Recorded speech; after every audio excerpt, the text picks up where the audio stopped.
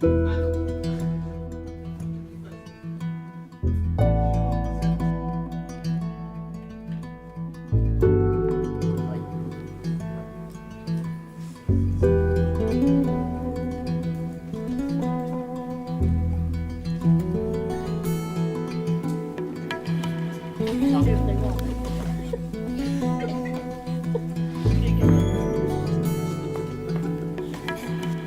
voilà, à côté il y avait une boulangerie qui appartient à M. Périlizé, que Nicolas va racheter. Et c'est de l'autre côté où on va monter l'espace de coworking à l'étage, l'épicerie producteur-consommateur avec chambre froide et stockage. On va vous montrer un petit peu ce qu'il en est. Et après on fera une visite des lieux pour mieux comprendre le projet. Alors le contexte, bon, tout le monde le connaît, mais on va le rappeler rapidement quand même. D'abord une agriculture de proximité qui est pas ou peu valorisée, pas assez en tous les cas. Des agriculteurs du coup qui sont évidemment en attente d'une structure coopérative qui leur permettrait de leur apporter des solutions de mutualisation, de coopération, d'organisation, voilà, et pour aussi voilà, valoriser encore leur métier, qui est un des plus anciens au monde et des plus beaux, mais qui aujourd'hui vraiment a perdu un peu malheureusement de sa valeur. Également l'attente des professionnels d'un lieu de partage des ressources locales, donc ça c'est ce qui est ressorti notamment de l'étude qui avait été réalisée par la communauté commune du Crenay en partenariat avec le pôle d'équilibre territorial, qui faisait remonter vraiment, il y avait 4 besoins majeurs, notamment un espace de travail partagé.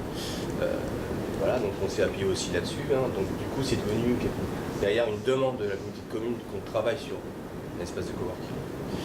Un bassin de population en forte augmentation, l'entre-deux-mer, tout le monde le sait, il y a une forte évolution.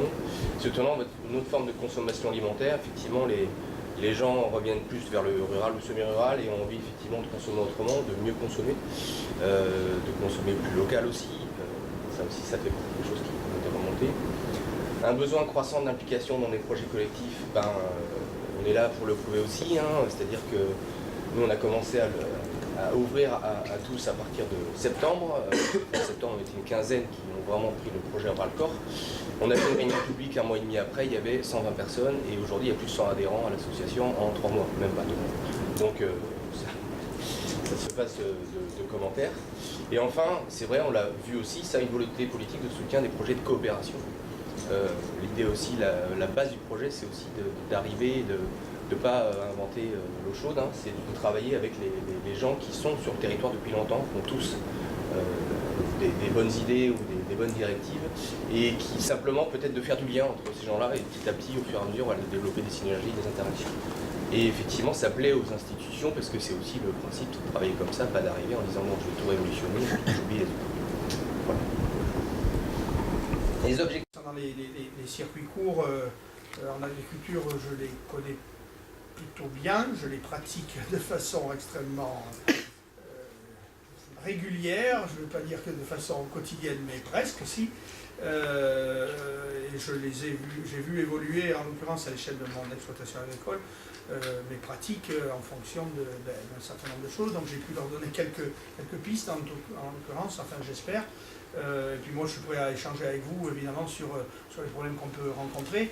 On voit bien effectivement qu'il est nécessaire aujourd'hui que les citoyens au sens large puissent participer au développement local, mettre en œuvre tous les circuits qui permettent de conserver de la valeur ajoutée sur le territoire et tout en faisant en sorte d'avoir accès à des produits qui soient le plus respectueux possible de l'espace naturel dans lequel on les fait pousser ou dans lequel on les produit, également les plus respectueux possible de la santé humaine. Donc je dirais c'est une mission ou des missions extrêmement nobles, donc qui méritent évidemment qu'on y apporte toute notre attention. Voilà, mais sachant que beaucoup de choses viendront de toute manière de vous, parce qu'on peut accompagner, les institutionnels peuvent accompagner, mais ce que vous faites aujourd'hui, depuis des mois, à travailler, à échanger, c'est évidemment nécessaire, et plus on est nombreux, plus c'est difficile après de trouver des pistes. Il faut essayer peut-être au départ de ne pas trop se disperser, d'étoffer, d'amener au fur et à mesure des choses nouvelles. se structurer ensemble pour peut-être un pourrait faire office de pépiniériste de plants et fournir aux autres, et puis ou alors 2-3 personnes, un qui spécialise dans le plant de tomates, l'autre, etc., etc. Il y a une grosse solidarité quand même, et ça c'est entre les producteurs. Je veux dire, il y a des groupes qui se sont constitués naturellement entre les producteurs qui sont proches. On travaille déjà beaucoup ensemble, il y a des groupes qui existent, on partage du temps, on s'entraide, on fait des commandes groupées. Enfin, il y a déjà une organisation qui s'est fait un peu naturellement, mais parce que le besoin était là et que voilà, chacun a fait la démarche d'aller vers l'autre et pour échanger et pour partager. Donc il y a déjà cette base-là qui existe et qui est super importante, parce que c'est quand même la base. Si après on veut construire des choses, il faut quand même que les producteurs déjà s'entendent bien et se parlent, échangent et soient dans cette démarche. Et cette démarche, elle existe. Alors après, ce qui nous manque tous, c'est le temps. Hein. Ça, c'est toujours pareil. Mais s'il y a une structure qui organise un peu ça et qui gère un peu toute la partie logistique, en tout cas, il y a la volonté. Et ça, c'est important. Si il y avait un intérêt pour la restauration collective, d'abord à être approvisionné en produits locaux, et puis les éventuelles quand même difficultés à pouvoir l'être. Parce que bon, à Bordeaux Sciences Agro, moi je suis responsable d'une formation à Bordeaux Sciences Agro qui porte sur les sujets que vous êtes en train de traiter, là, grosso modo sur le lien entre agriculture de proximité et développement territorial.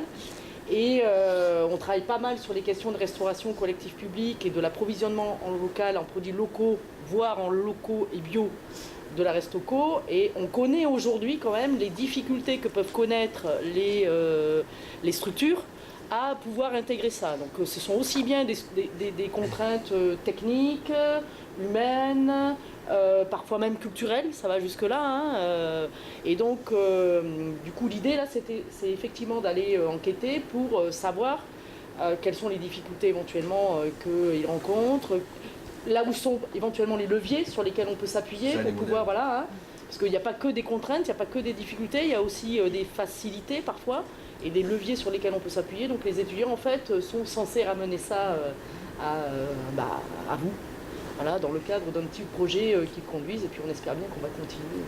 Exactement. Voilà, moi j'ai plein d'idées. Là, on veut pousser justement, on veut développer la restauration collective du secteur par le biais de différentes de la région, etc. Parce qu'il va y avoir un futur lycée, réfléchir sur la restauration collective du lycée, peut-être pour créer un modèle, parce qu'il y a une opportunité et que ce modèle se multiplie sur le secteur et ailleurs.